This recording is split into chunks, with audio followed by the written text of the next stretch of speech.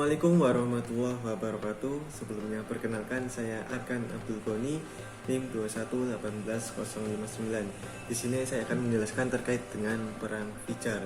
Jadi perang Fijar ini merupakan perang pertama yang diikuti oleh Nabi Muhammad SAW.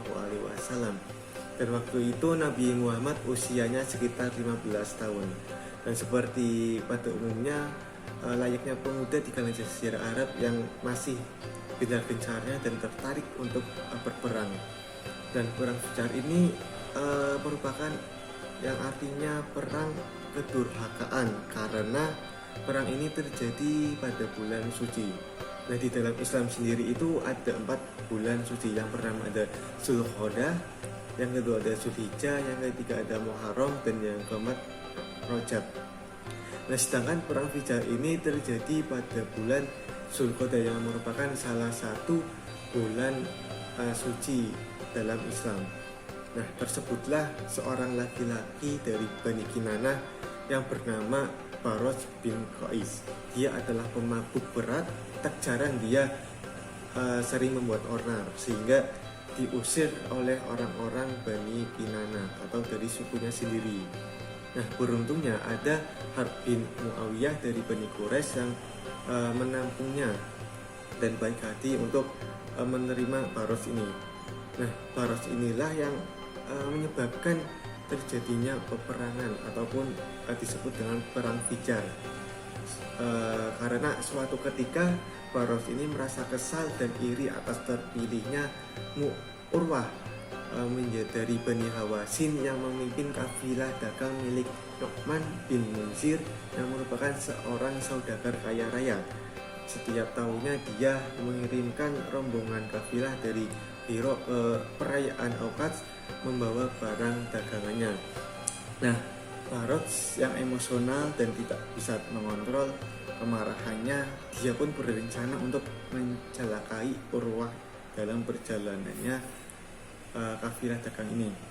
Padahal tidak diperkenankan terjadi pertumpahan darah pada bulan suci ini. Namun Baros yang benar-benar kesal, yang benar-benar berkecambuk oleh kemarahannya, dia melancarkan aksinya dengan cara dia diam-diam mengikuti kafilah dagang Urwah ini yang kafilah dagang ini sudah berjalan di tengah perjalanan yang dengan rombongannya dengan hewan untanya. Kemudian dari belakang Baros ini mengikuti diam-diam dan langsung menyerang Urwah ini, dan otomatis dia terbunuh. Urwah ini terbunuh oleh Baros dari Bani Kinanah.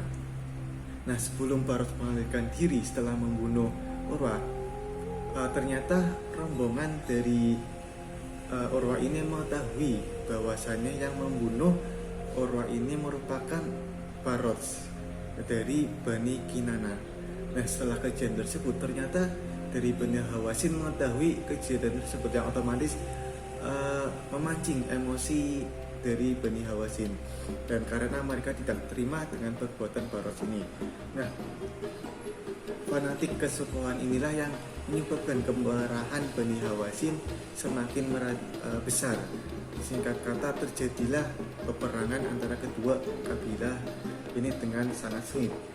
Nah, Bani Quraisy bergabung dengan Bani Kinanah, kemudian ada Bani Hawasin yang bersatu dengan Bani Qais Ailan.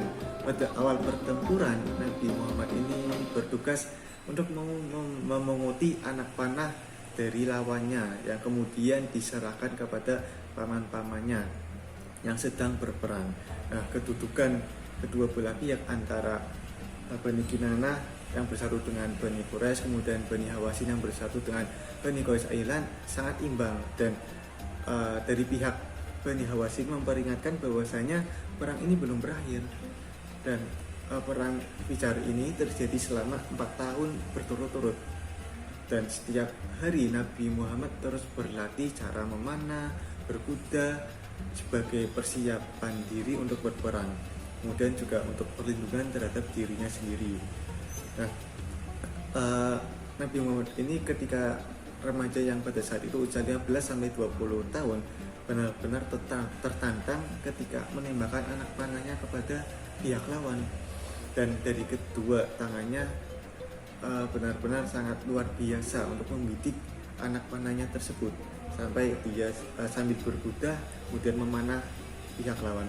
Nah, dari kedua pihak tersebut korban berjatuhan dari masing-masing kabilah karena peperangan ini, dan korbannya tidak sedikit pula.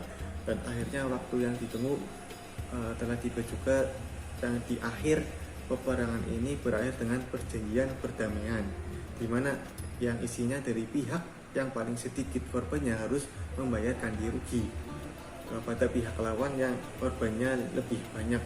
Dalam hal ini Bani Quraisy lah yang membayar kompensasi sebanyak 20 orang Hawazin yang karena lebih sedikit korbannya.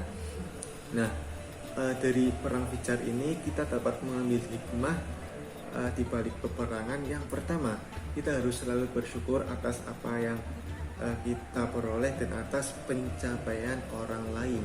Jadi jangan sampai kita iri dan dengki dengan pencapaian orang lain, karena di takutnya kita akan nanti malah sama saja dengan baros ini. Yang kedua, kemudian jangan kita melanggar aturan yang telah diterima dan telah berlaku di suatu bangsa ataupun masyarakat, karena belum tentu juga apa yang kita anggap benar belum tentu benar di mata Allah Subhanahu wa Ta'ala. Mungkin itu saja terkait penjelasan tentang perang Fijar.